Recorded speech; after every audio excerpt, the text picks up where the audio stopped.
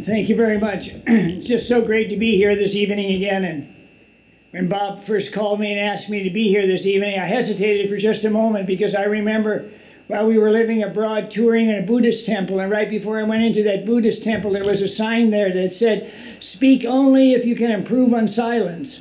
And I wasn't sure that I was able to do that, but when I heard the subject that we've got this evening, and Lee and Penny Anderson, that we're honoring them, I only hesitated for a minute.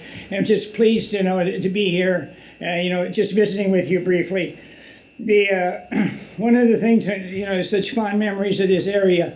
There's a great African saying about, we return to water holes for more than water. We return because our dreams and our friends are there to meet us. And so that's the way it feels really in coming back here to Brainerd, and again with the rich memories. And I acknowledge at the same time that the older I get, the more vividly I remember things that never happened. I don't know if that... but nevertheless, I think I've got a good handle on most of it because, again, there's some rich memories here in this area, and their dreams were realized here, and our attachment to this area grew really deep and wide. And so, again, as I was trying to bring clarity to this, one of the things I thought about is that old television series, Mission Impossible, and I always kind of liked that because of that. That statement you recall where it said, "And your mission, should you choose to accept it, is." And so, it always seems so clear. And I think this evening, then, the mission is fairly clear because Penny and Lee have kind of laid that out for us, haven't they? But in our best image of ourselves, the one we cherish the most, we see ourselves, I think, extending a hand to a neighbor, helping a stranger and supporting a friend. But so often, we need role models for that. To show us what those kind of acts and how that can look and how it can materialize. And this evening, I think we have that in Lee and Penny. And all of the other recipients that were recognized here. It's great to have role models like this. And every once in a while, people appear, that really seem to light up other people from the inside, to transcend the mundane. And really to pull out of things that people never realized what was there. And so in this room this evening, we see this. You people have recognized the value of volunteering and contributing and the feeling about impacting people and, again, bringing out people, things in people that we never realized. They were capable of and that they didn't realize that they were capable of. And so I think, again, we recognize that this spirit of giving, the happy people seem to be people who are giving rather than the people who are getting, right? In Minnesota, too, there is a tradition of we have to leave the woodpile just a little bit higher than we found it, right? And I think, again, the people in this room, you symbolize that. And I look around here and I see this sea of faces, and each face has a story. So many faces, so many stories. You come from different backgrounds, you have different experiences. And but nevertheless, one thing we all have in common, I think, is this, again, this spirit of giving. Because we've all had that feeling what that is like, to put ourselves in that kind of a position. But what Lee and Penny do, what some of the other recipients have done, of course, is style. What we do together is culture.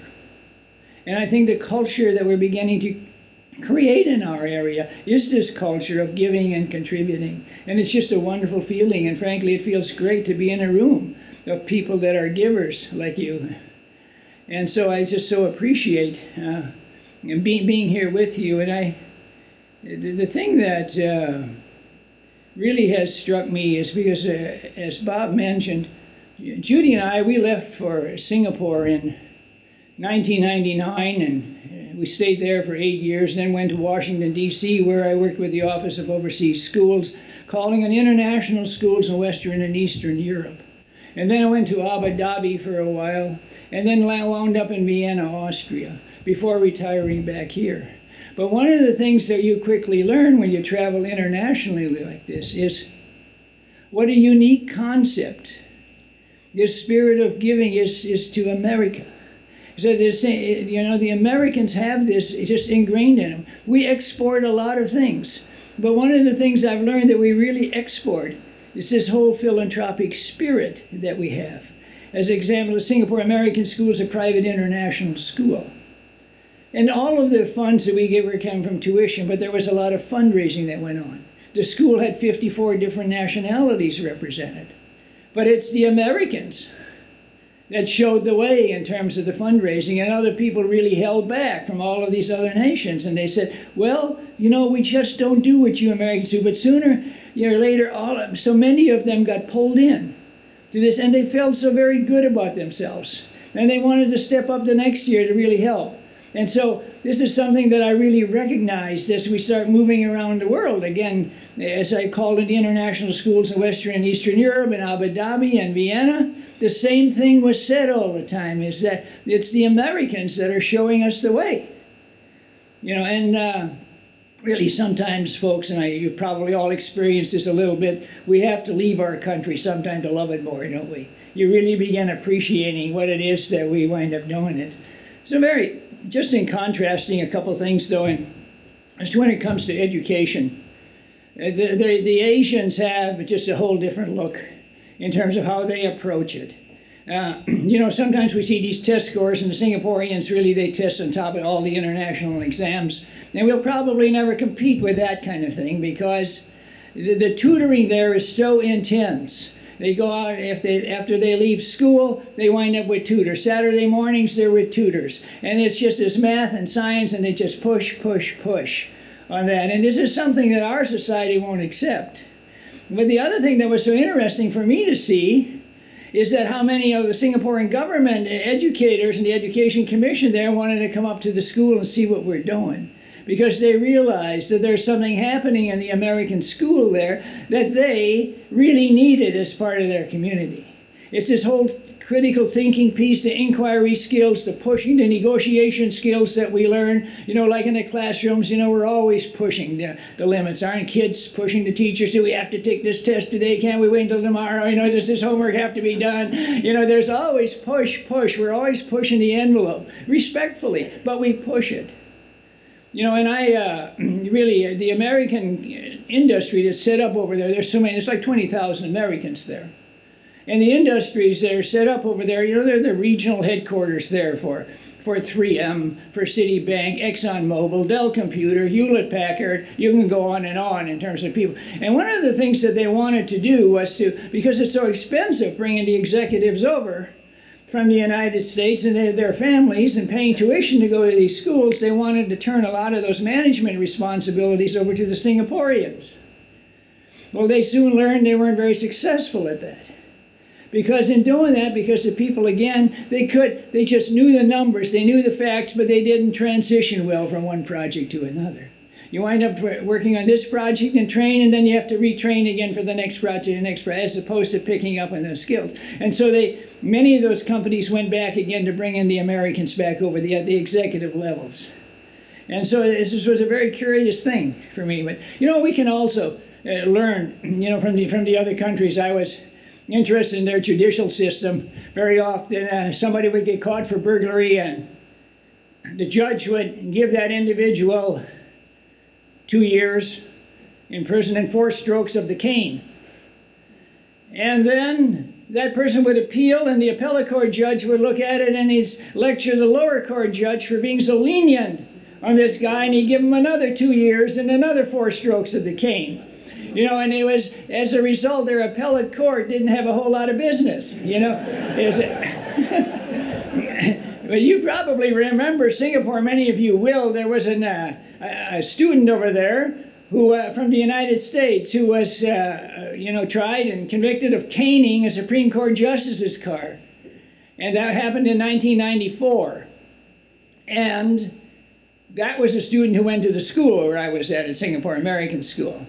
And they were really quite upset with Bill Clinton because Bill Clinton tried interjecting himself into this and gave a little leniency for the boy, and the Singapore government got quite upset about that we were trying to interject ourselves with that. And so, but nevertheless, there was a student, you know, and it's interesting. I'll just tell you a little bit about that caning because it's kind of a curiosity. We hired a security guard at the school one day, and I said, of course we asked him what he did previously. He said he was a caner at the prison. And I said, well, what do you do when you're not caning? He said, we practice. And they practice because, you know, if they cane there, frankly, they open flesh. Okay? And you, if you wind up striking an individual, if you give them 2 strokes, you don't want to hit over the same area again, right? So you want to be about an inch down below, across the buttocks now, okay? And you've got to be good at that, right? I mean, if you're caning with a wet rattan. And so this is kind of an interesting thing, but they ask many people who wound up being caning, if you could have another 2 years of prison or to be caned, what would you select? And they said, we cane. Because we get it over with and we can get out. So it's interesting how different countries, I always love these comparisons between countries, and I don't know whether we can learn anything from that in our country, but I do know that there are things that, you know, we do so very well, so many things here in this country, and but sometimes other countries do things well too, you know. And an example, one of the things that was a curiosity to me, of course, because I was in public education, now I was in the private sector over there, they pay their government officials over $1 million. Because they say, we want the best and brightest for government. We don't want them susceptible to corruption. We don't want them lured away by private industry. And so they don't make no bones about it. They apologize not at all. We were going to pay our government officials over $1 million because we want the best and brightest, because government needs the best and brightest thinkers. You know, so there are those things, again, just in terms, I thought I'd just share some of those things in terms of just a little comparisons between the schools and some of the business things that go on over there.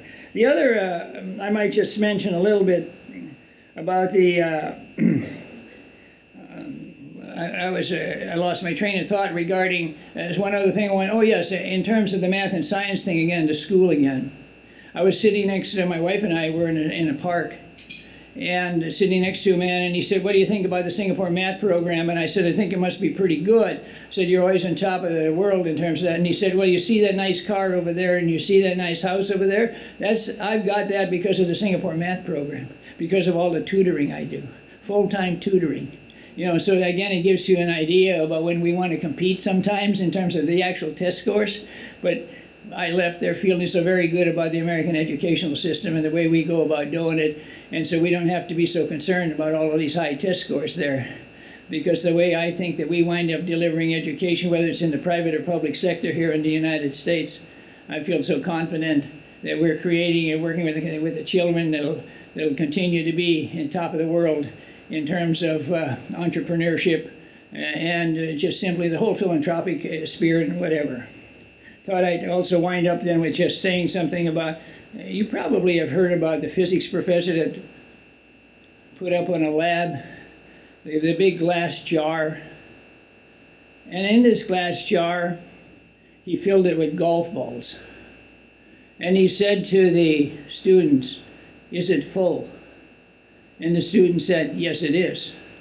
And then he reached underneath the lab table and pulled out some pebbles and poured it in there and shook that thing up, and the pebbles wound up filling out. And he said, now is it full? Well, they said, yeah, now it really looks full. So he reached down and he pulled out a bucket of sand and poured it in there. And he shook that up. And then they said, now is it full? And they got on to it by this time. And then he took 2 beers and poured it in there. And then he said, here's the lesson that I want you to remember.